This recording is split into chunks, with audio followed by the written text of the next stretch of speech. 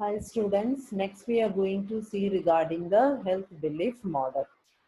So health belief model, if generally speaking, it is a very good model which is addressing all the behavioral problems that is evoking the health concerns of a particular individual.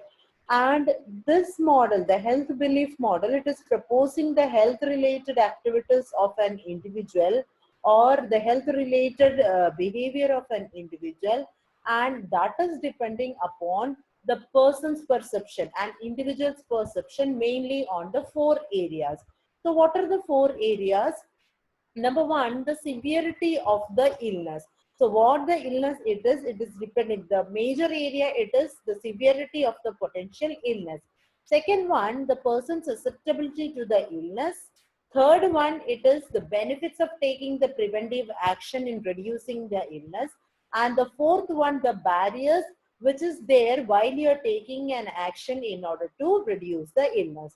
So on these four areas, depending upon the person's perception on these four areas, there can be changes in the health of an individual. So health belief model, it is explaining that the person's health, it is related or it is standing on the person's perception on the four different critical areas. So what are the four different critical areas? Number one, it is the severity of the illness. Next one, it is the person's susceptibility to the illness. Third one, his benefits of taking a preventive action in reducing the illness. And the fourth one, barriers to taking that action. So we will see in detail all these four major areas. It is divided on the six major concepts. So what are the six major concepts? It is perceived susceptibility. Next one, perceived severity, perceived benefits, perceived cost, motivation, and enabling or modifying factors. So these are the six major concepts. So if you're again, we are explaining, so if we will explain, we will be mainly concentrating on the six, that is susceptibility, perceived susceptibility, perceived severity, perceived benefit. Next one, perceived barrier, cues to action, and self-efficacy. So these are the six factors where the health belief model is explained.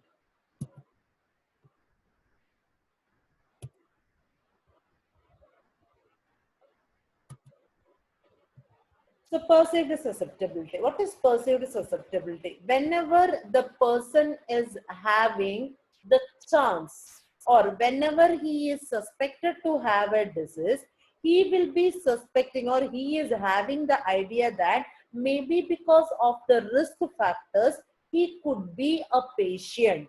So for example, if I'm telling, if anybody, Mr. X family, if somebody, maybe mother or father of Mr. X was having diabetes mellitus, Mr. X will also having the notion that he may have the chance of getting the diabetes mellitus. So this is perceived susceptibility. The person's perception that maybe a health problem can come to him because of the illness of any members or anybody who is relevant to him, who is personally relevant to him. That is perceived susceptibility. What is the second one? Perceived severity.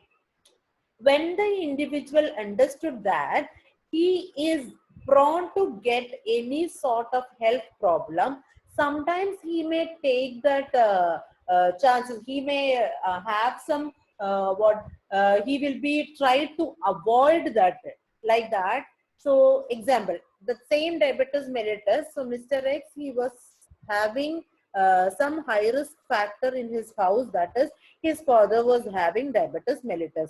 So because of having the diabetes mellitus, after 20 years of age or 25 years of age, Mr. X start to have the exercises or he was controlling his diet. Why? Because he is having some sort of surety that maybe because of his father, he may get the diabetes mellitus. So what he is doing, he is trying to avoid it by maintaining the exercises or diet planning. So If he is not doing that, what will happen? Because of that family history, maybe he will become a diabetic patient in future.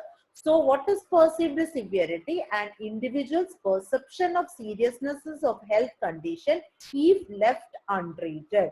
So here, when an individual perceives that if the health condition or if the health issue what he or his personally relevant any member is having, if he is not treating for that, if he is not getting treated for it, his health may get worsened. That is known as perceived severity. So this perceived susceptibility and perceived severity, that this together, that is the combination of perceived susceptibility and perceived severity, you will call it as perceived threat. So if a person is susceptible to any disease and if is not taking it severely, if is just avoiding it, maybe that can be come to a perceived threat state. Next one, perceived benefit. So what is perceived benefit?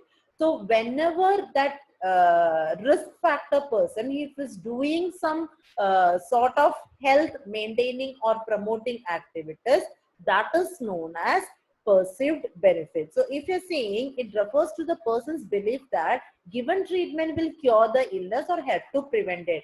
So if any treatment he is taking or if he is modifying his health patterns or lifestyle, that is known as perceived benefit. So that same condition that Mr. X, who was susceptible for diabetes mellitus, he was planning or his diet was very much under control. He was under the strict menu plan of a diabetic patient, or he was controlling his diet, or he was doing that exercises regularly. He was monitoring his blood glucose level in regular intervals. So what is the perceived benefit? His perceived benefit is that he is not going for that diabetic condition. So that is the perceived benefit here. Perceived barriers. What is perceived barrier? Whenever the patient is doing some activities in order to maintain the health, and if he could not able to do it because of any barriers coming in between. Now, what are the barriers? So whenever that person, Mr. X, he want to do an exercises, he will be thinking, not today. From tomorrow, I will go for the walking. From tomorrow, I will start doing the exercises. Today, let me eat the sweet. From tomorrow, I will plan my diet. Today, I don't want to check my glucose level. After 2 weeks or 3 weeks, let me check it. So these all are the perceived barriers. So what are perceived barriers? The perceived barriers are impediments to taking actions to improve the health.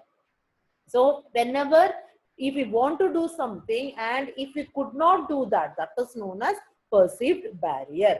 So perceived cause, the barrier can come because of that cost, because of the duration, because of the time problem, because of transportation, we are not accessible to the treatment. Because of all these things, the barrier could come into the life of an individual who tries to promote the health or to maintain the health.